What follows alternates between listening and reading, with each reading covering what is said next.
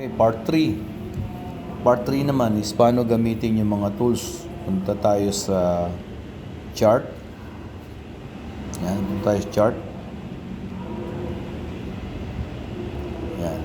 Nakaset na kagad tayo sa, sigurado yung nakaset kayo sa XAUUSD. Checkin nyo, baka lumilipat. So, papansin nyo sa tabi ng XAUUSD may nakasulat na MN. Ang ibig sabihin nun is 1 month. Ang bawat candle natin ay naka 1 month. Yan. So, halimbawa yan. 1 month yan. So, medyo laruin nyo yung, di ba, yung mga daliri natin, i-slide natin yung chart, yan. Pagka naman, ayan, lalakihan natin pataas, vertical. Ilagay nyo yung daliri nyo dun sa dito. Lagay nyo yung daliri nyo dyan. Slide nyo dyan para tumaas, lumaki yung yan, yung chart.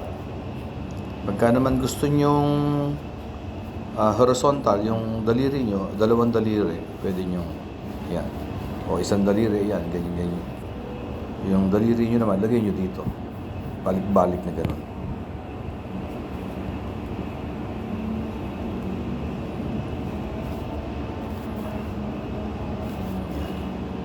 So, 1 month, ang ibig sabihin yan, bawat candle na yan ay 1 month.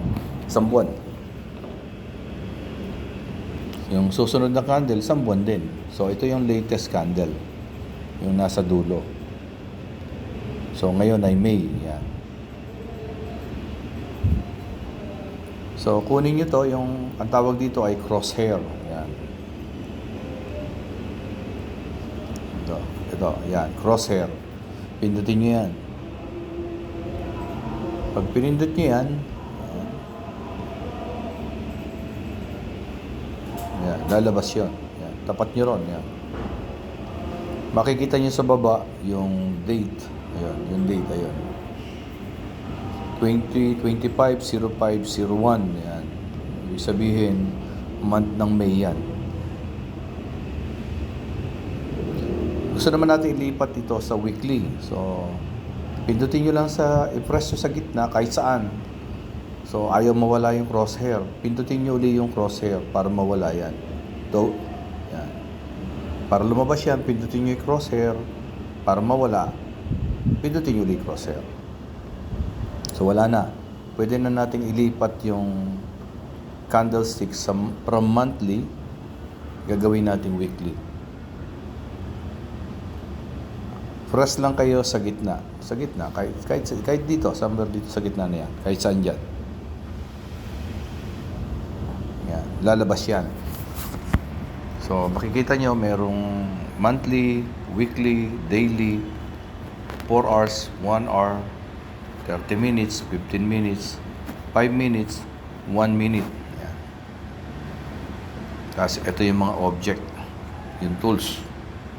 So, dun muna tayo sa mga time frame. Yan yung sinasabing time frame. Yung 1 month time frame, 1 week time frame, daily time frame, 4 hours. Yan yung tinatawag na mga time frame. So, naka-monthly tayo, pindutin natin ngayon yung weekly. Weekly. Ito.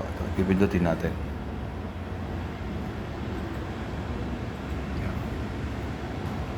Yan, napalitan na, weekly. And at the same time, bawat candles na to ngayon ay weekly na.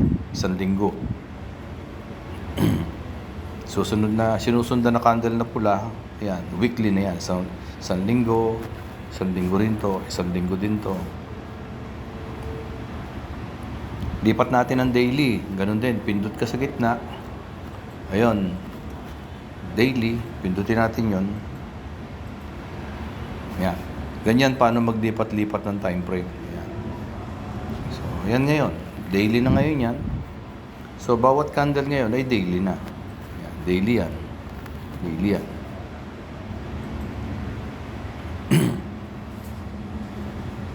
Lipat naman natin ng 4 hours.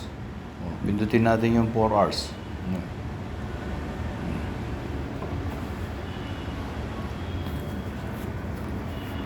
So, ayan ngayon. Bawat candlestick ngayon ay 4 hours na. Ayan.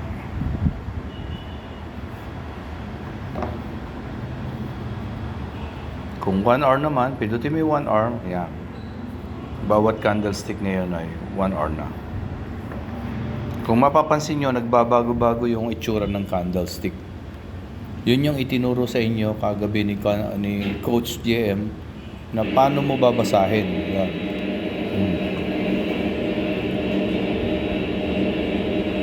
Kailangan mabasa nyo yung candlestick na yon sa bawat chart. Yun yung papracticing nyo habang hindi pa kayo masyadong magamay na gumamasa nun.